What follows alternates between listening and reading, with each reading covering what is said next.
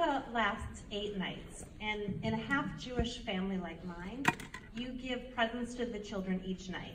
You might think if your family's only half Jewish, you could get away with 4 presents, but it's actually the opposite. Hanukkah is always losing the battle for recognition against the Christmas juggernaut. Conservatives call this the war on Christmas. The Jewish part of my family calls it, we like your holiday just fine, but we celebrate a different one, and we're not sure why this makes you so insecure. Now,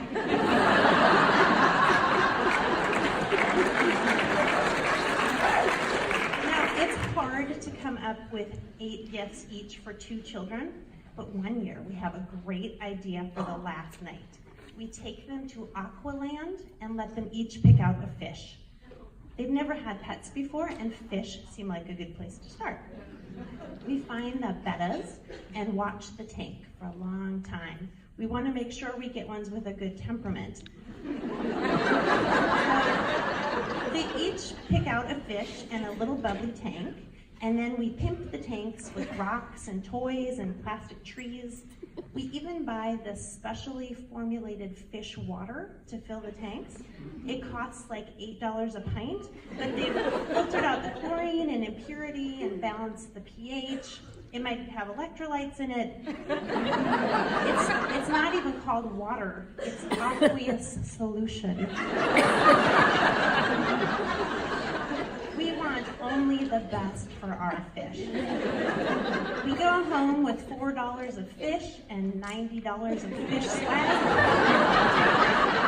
Everybody is happy.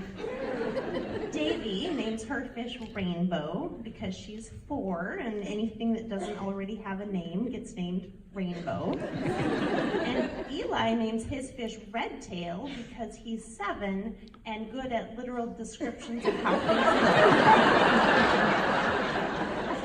look. We light the last of the Hanukkah candles, sing the prayers, and watch the fish swim around their new tanks. It's a wonderful end to the holiday.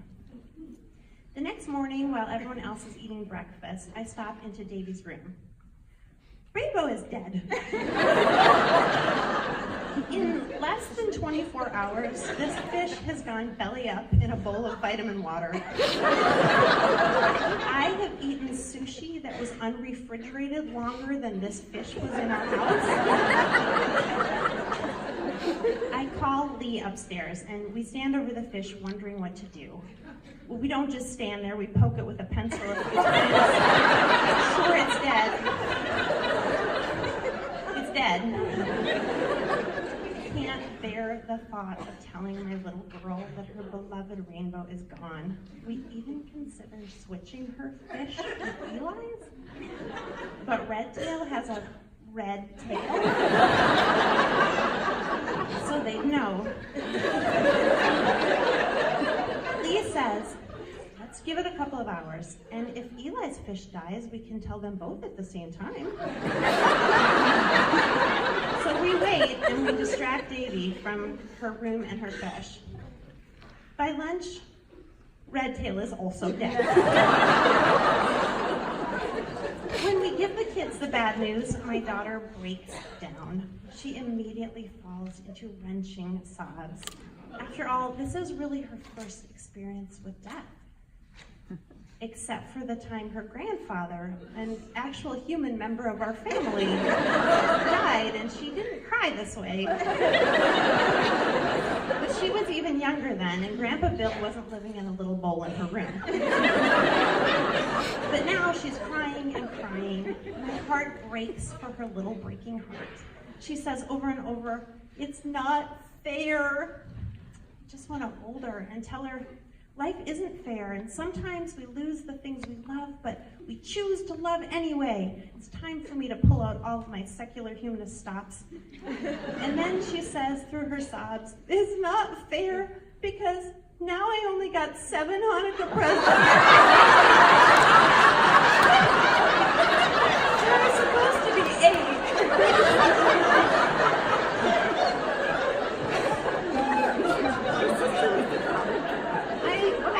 A moment to just let this sink in, to comprehend what exactly my daughter believes is so profoundly unjust about Rainbow's untimely death. And I start to worry that by focusing only on the material parts of the holidays, we've missed an opportunity to talk about light and love and family. And then I realize I'm raising a genius. She's 4, and she just constructed a word problem in her mind. 8 Hanukkah presents, take away 1 fish, leaves only 7 Hanukkah presents.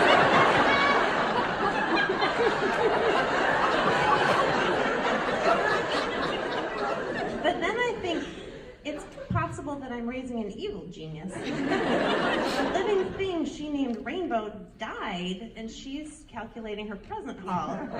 But then it kind of puts that grandfather thing into perspective. She had 4 grandparents, minus 1 grandpa, add back in step-grandpa, you've still got 4. That's her reasoning, not mine. And then I think, what is happening to the fish in this place? Do we need to replace the carbon monoxide detectors? Is our house haunted? Was it sabotage? Did Fox News think our Hanukkah fish were part of the war on Christmas?